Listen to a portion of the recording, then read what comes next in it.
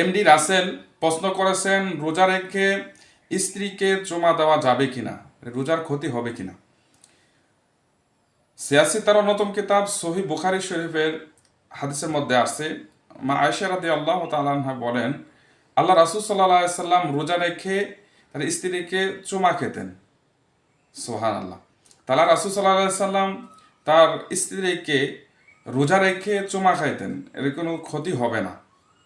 আপনি আরেকটা প্রশ্ন করেছেন, এমডি রাসেল, রোজা রেখে স্ত্রীকে জড়িয়ে ধরা যাবে কিনা।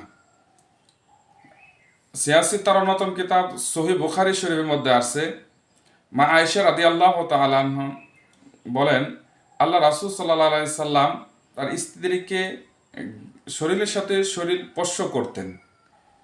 তাহলে এই হাদিস থেকে বোঝা যায় যে আল্লাহ রাসূল সাল্লাল্লাহু আলাইহি সাল্লাম তার স্ত্রীদেরকে শরীরের সাথে শরীর মিশতেন। তাই অন্য কিছু করা যাবে না, পবিত্র রোজা থেকে স্ত্রীর সহবাস করা যাবে না। মোহাম্মদ শাহিন প্রশ্ন করেছে, রোজা রেখে স্বপ্নদোষ হলে রোজার কোনো ক্ষতি হবে না। যদি আপনি ঘুমিয়ে আছেন, যদি আপনার স্বপ্নে দোষ হয় দিনের বেলা, রোজার কোনো ক্ষতি হবে না।